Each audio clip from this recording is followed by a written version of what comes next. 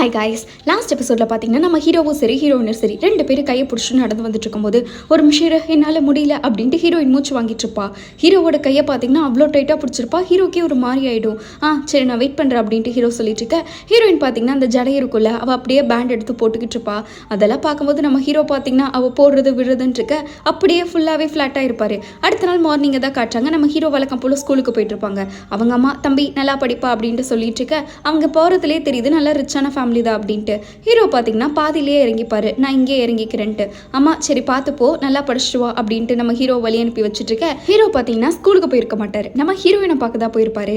இங்கே ஹீரோயின் பார்த்தீங்கன்னா அவங்க பாட்டியை கூட்டிகிட்டு வந்து இந்த உங்கள் கண்ணில் அப்படியே சோகம் தெரியணும் பாட்டி, இன்னும் கொஞ்சம் எமோஷன்ஸை கொடுங்க அப்படின்ட்டு பாட்டியை வச்சு ஒரு ஃபிலிம் எடுத்துக்கிட்டு இருப்பா. ஹீரோ வந்தோடனே அவள் பயந்துருவா. என்ன இது பாட்டிக்கு இப்போ என்ன வேணும் அப்படின்னு கேட்டுட்டு இருக்க. அவங்க மூஞ்சியில் ஷேடோவே விழல. இந்த இலையை பிடிச்சி நீ நில்லு அப்படின்ட்டு இருக்க. அதே மாதிரி ஷேடோவை பிடிச்சி நம்ம ஹீரோவும் நின்றுட்டு இருக்காங்க. அப்படிதான் இன்னும் கொஞ்சம் ஹார்டா புரியுதா, இப்படி வச்சாதான் நல்லா ஷூட்டு வரும் புரியுதா, பாட்டியோட கண்ணில் நான் காதலை பார்க்கணும் அப்படின்ட்டு பாட்டி கண்ணில் காதலை நம்ம ஹீரோயின் விழுந்து விழுந்து வர வச்சுக்கிட்டு இருக்க. அப்போ பார்த்தீங்கன்னா எல்லாமே ஸ்மூத்தாக போயிட்டு இருக்கும்போது எவனோ ஒருத்தன் வந்துடுறான். நல்லா மப்பில் வந்திருப்பான் போல பாட்டியை பிடிச்சி தள்ளி விட்டுறான். கிளவி தள்ளிப்போ அப்படின்ட்டு கேட்க போனால் இவங்க கிட்டே அவன் இது என்னோட இடம், இங்கே நீங்கள் உட்காந்துட்டு இருக்கீங்கன்னு இருக்க. ஹீரோயின் பார்த்தீங்கன்னா என்ன திமிரு உனக்கு இப்படி பேசிட்டு இருக்கேன்ட்டு அவன் பார்த்தீங்கன்னா பேசிட்டு இருக்க. ஹீரோவை தள்ளி விட்டுட்டான். கேமராவும் கீழே போயிடுது. அவனுக்கும் சரி ஹீரோக்கும் சரி சரியான வாக்குவாதம் ஆயிடு. ஆனால் அவன் தான் பெரிய ஆளாச்சு. ஹீரோ பிடிச்சி அடி நடிச்சிட்டு இருக்கான். இங்கே ஹீரோயினும் ஒரு பக்கம் கண்ட்ரோல் பண்ண நின்றுக்கிட்டு இருக்கா. அவளையும் பிடிச்சி தள்ளி விட்டுட்டு இருக்க. சரியான ரணகலாம் ஆயிடுது. அப்போ ஹீரோயின் பார்த்தீங்கன்னா சந்தில் போலீஸ்க்கு கால் பண்ணியிருப்பா. கரெக்டாக அந்த இடத்துக்கு போலீஸும் வந்துட அப்படியே கையும் களவுமா அவனை பிடிச்சிடுறாங்க. ஏன்னா அந்த குடிக்காரனுக்கு இது மட்டும் இல்லை எல்லா டைமும் இப்படி தான் பண்ணிட்டு இருக்கான்ட்டு. ஹீரோ என்னப்பா நீ ஓகே தானே அப்படின்ட்டு எழுப்பி விட்டுட்டு இருக்க.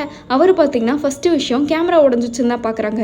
ஏன்னா நம்ம ஹீரோயினோட லைஃபே பார்த்தீங்கன்னா இந்த கேமரா மாதிரி தான். தோ மூஞ்சிலெல்லாம் என்ன பிளட் வந்திருக்கு அப்படின்ட்டு ஹீரோக்கு பார்த்தீங்கன்னா அவள் பார்த்து க்ளீன் பண்ணி விட்டுக்கிட்டு இருக்கா. தோ கொஞ்சம் மிஸ் ஆயிருந்தா என்ன இருக்கிறது, எதுக்காக இப்படி அடிச்சுன்ட்டு. ஹீரோ சாரி என்னால் காப்பாற்ற முடியல அப்படின்ட்டு இருக்க.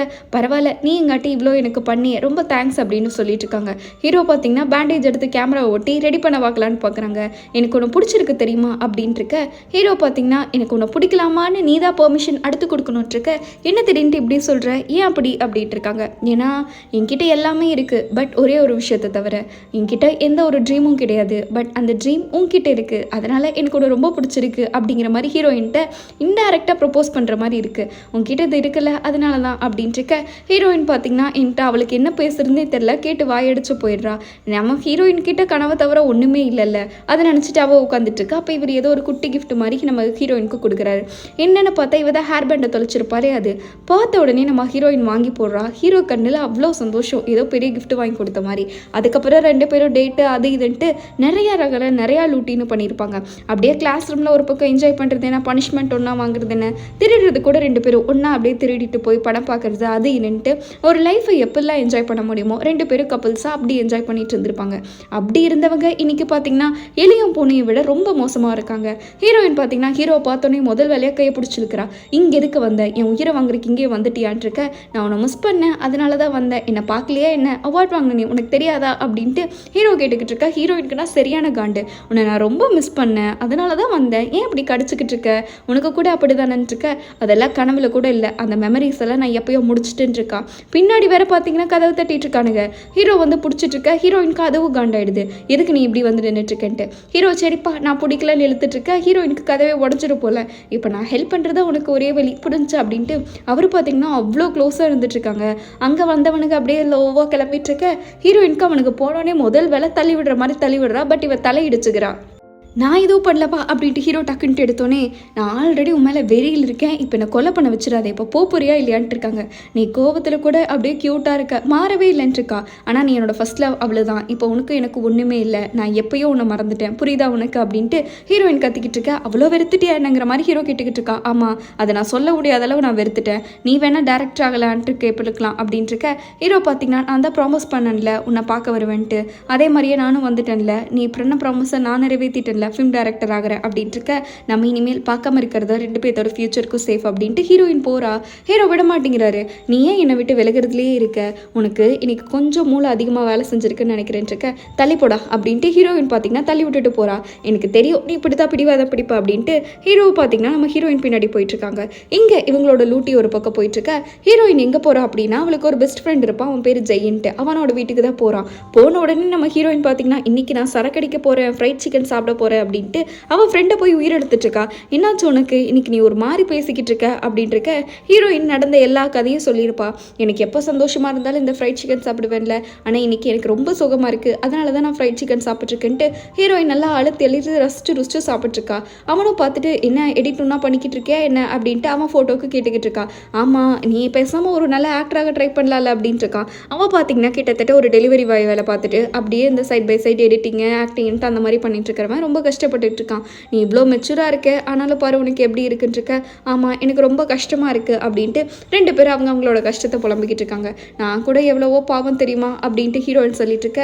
ஆமாம், நீ ஏன் அவனை மறுபடியும் பார்த்த, பிடிச்சதுன்னா நல்லா பேசி விட வேண்டியதானே, இவ்வளோ வருஷம் கழிச்சு மீட் பண்ணியிருக்க, பேசாமல் அவன் கூட சேர்ந்துடலான்ட்டு இருக்க. அப்படிலாம் இல்லை, அதெல்லாம் என்னால் முடியாது, ஏன்னா எப்போவுமே நான் மட்டும்தான் ஹர்ட் ஆகிட்டு இருக்கேன் அப்படின்ட்டு அவள் அடி வாங்கியிருப்பாள், அதை கூட காட்டிக்கிட்டு இருக்கா. இப்போ என்ன பண்ண போகிற, எல்லாம் ஓகேவான்னு கேட்டுட்டு இருக்க.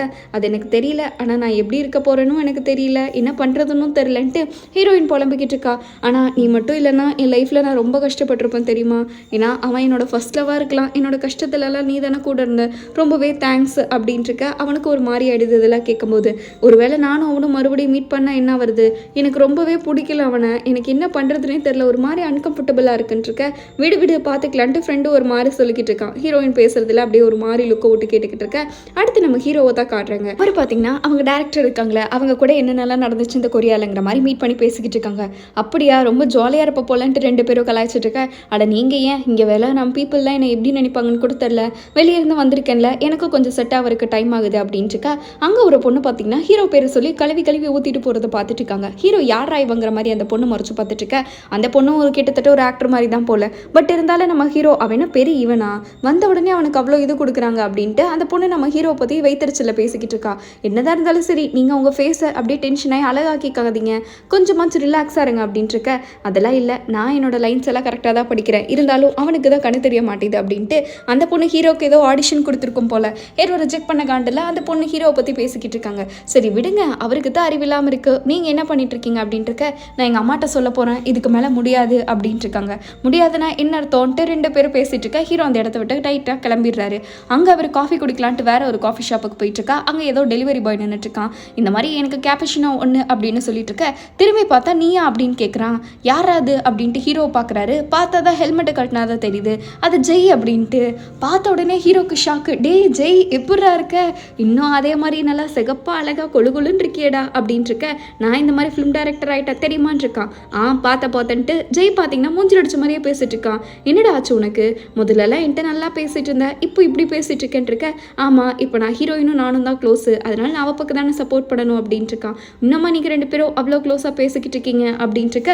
ஆமாம், இப்போ நானும் அவளும் தான், அவள் எல்லாத்தையும் என்கிட்ட தான் சொல்லுவான்ட்டு ஜெய் கடுப்பேற்றுற மாதிரியே பேசிட்டு இருக்கான். ஹீரோ பார்த்தீங்கன்னா அதெல்லாம் இனிமேல் நடக்காது பாரு அப்படின்ட்டு. சரி உனக்கு ஒரே ஒரு சான்ஸ், அப்படியே என்கிட்ட நம்பர் கூட அப்படின்ட்டு இருக்க.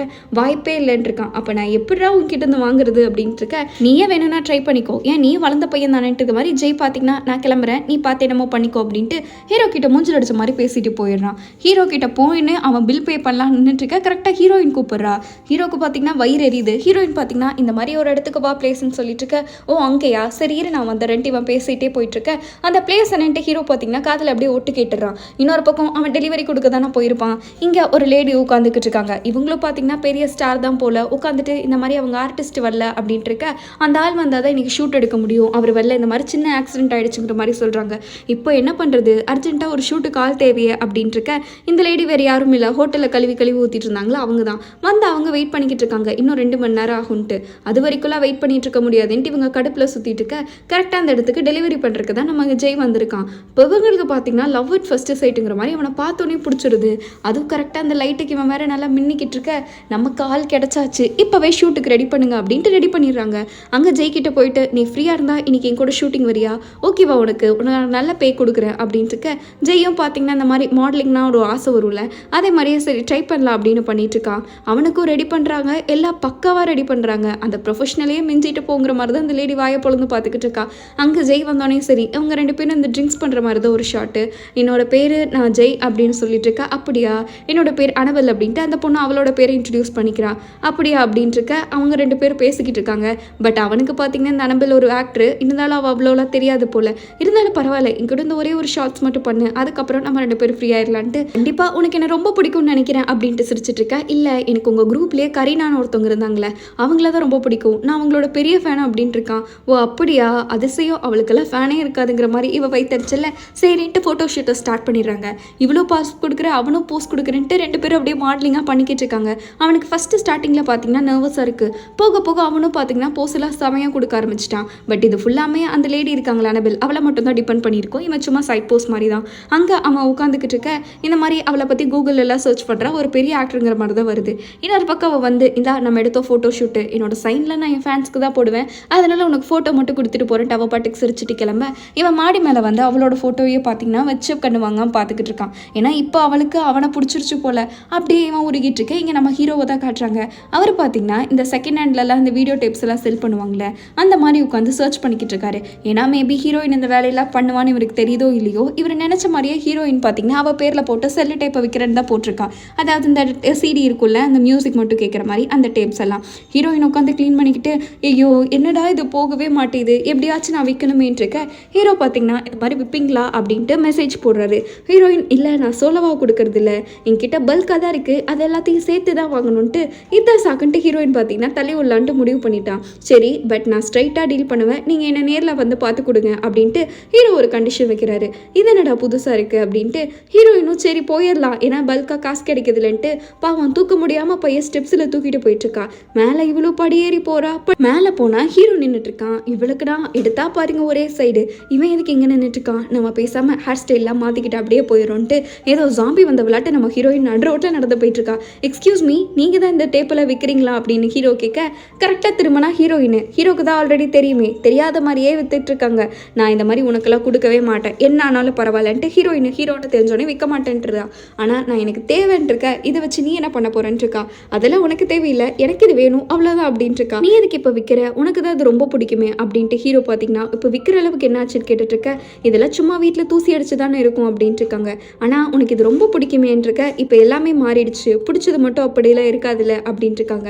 ஏன்னா ஹீரோ பார்த்தீங்கன்னா ஹீரோயின் கேப்ஷன்லாம் படிச்சிருப்பாங்க, அதில் அவள் எழுதியிருப்பா, இதோ இது என்னோட ஃபேவரெட்டு, இதை விட்டு போகிறதுக்கு எனக்கு மனசே இருக்காது, இருந்தாலும் எனக்கு வேறு வழி இல்லை, என்னோட பர்சனல் இஷ்யூஸ்க்காக இது விற்றுதாகணும், அதனால் என் கூட இருக்கிறவங்க இதெல்லாம் நல்லா பார்த்துக்கோங்க, எங்கள் அம்மா டேப் கடையில் வேலை செஞ்சுட்டு இருந்தாங்க, அதனால் இந்த டேப்பெல்லாம் என்கிட்ட இருக்குது, இப்போதைக்கு என்னால் கொடுக்க முடிஞ்ச அளவு டேப்பை கொடுத்துட்றேன், பட் இந்த ஸ்டிக்கர்லாம் ஒட்டணும்னா சொல்லுங்கள், நான் எல்லாத்தையும் எடுத்து கொடுத்துட்றேன்ட்டு ஹீரோயின் போய்ட்டுருப்பா. ஆமாம் நான் போட்டேன், அதனால என்ன, அதனால நான் இந்த மெமரிஸ் எல்லாம் செல் பண்ணிட்டேன், எனக்கு பிரச்சனையே இல்லைல்ல, எல்லாமே முடிஞ்சிச்சு இல்லைங்கிற மாதிரி ஹீரோயின் சொல்லிடுவா. ஹீரோ ஒரு புக்கை போட்டிருப்பாரு. போட்ட உடனே இந்த மாதிரி ஏதோ ஒரு லவ் சாங்ன்ட்டு ஏதோ ஒரு புக் இருக்குது, பட் அது ஹீரோயின் தான் எழுதியிருப்பா போல். அவர் இந்த கதையை வச்சு நான் டைரக்ட் பண்ணலான்ட்டு இருக்கேன், இதை வச்சு மூவி எடுக்கலான்ட்டு இருக்கேன், ஆனால் இதுக்கு எண்டிங் தான் கிடையாது அப்படின்ட்டு ஹீரோயின்ட்டு அவர் கேட்டுக்கிட்டு இருப்பாங்க. நம்ம 2 பேரும் வேணா சேர்ந்து இந்த மூவி பண்ணலாம், உனக்கு ஓகேவா, என் கூட படம் பற்றியா அப்படிங்கிற மாதிரி ஹீரோ கேட்டுக்கிட்டு இருக்க. ஹீரோயினுக்கு அதை பார்த்தோன்னே என்ன நினச்சாலும் தெரியல, ஆனால் எல்லாமே அவள் தான் எழுதியிருக்கா. அவருக்கு கண்ணெல்லாம் அப்படியே கிளங்குது, ஒரு மாறிக்கிட்டு இருக்கா. டக்குன்ட்டு பக்கத்தில் ஒரு காஃபி எடுத்துருக்குள்ள, அந்த எண்டிங் என்ன அப்படின்னு ஹீரோ கேட்டுக்கிட்டு இருக்க. அந்த காஃபி எடுத்து அந்த புக்கு மேலே ஊற்றிடுறா. இதுதான் ஹெட்டிங்கு, எப்பயோ இதெல்லாம் முடிஞ்சிருச்சு, ரொம்ப நாள் இதுக்கப்புறம் ஆயிடுச்சு, இதுதான் இதோட ஹெட்டிங் அப்படின்ட்டு இவ பாட்டுக்கு சொல்லிட்டு போயிட்டு இருக்க. அங்கே ஹீரோக்கு பார்த்தீங்கன்னா கண்ணெல்லாம் கலங்கிடுது. வெளியே வர கரெக்டாக மழை வேற பெஞ்சிக்கிட்டு இருக்கு. ஹீரோயினுக்கு ஒரு சின்ன ஃப்ளாஷ்பேக், ஏன்னா நம்ம ஹீரோ இருக்கார்ல, அவர் வீட்டு முன்னாடி இவ மலையில நத்திட்டு அப்படியே கத்திட்டு இருக்கிற மாதிரி ஹீரோ பின்னாடி கொடை கொண்டு வராரு, இந்த கொடையை வச்சுக்கோ அப்படின்ட்டு. இதோ இந்த மலையே எனக்கு பிடிக்காது, பாத்தியா இப்போ என்னை எப்படி வந்து சீரழிச்சிட்டு இருக்கா அப்படின்ட்டு அவள் அழுதுகிட்டே சொல்லிக்கிட்டு இருக்கா.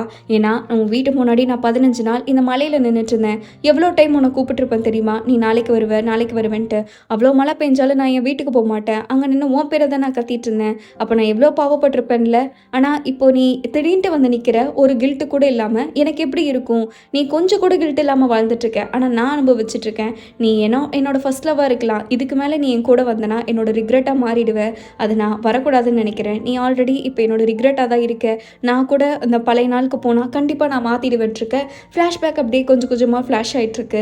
இவங்களுக்குள்ளே ஏதோ சண்டை நடந்திருக்குன்னு மட்டும் புரியுது, என்ன ஏதுன்னு தெரியல. அப்படியே மலையில் நம்ம ஹீரோயின் அழுதுகிட்டு வந்துக்கிட்டு இருக்க.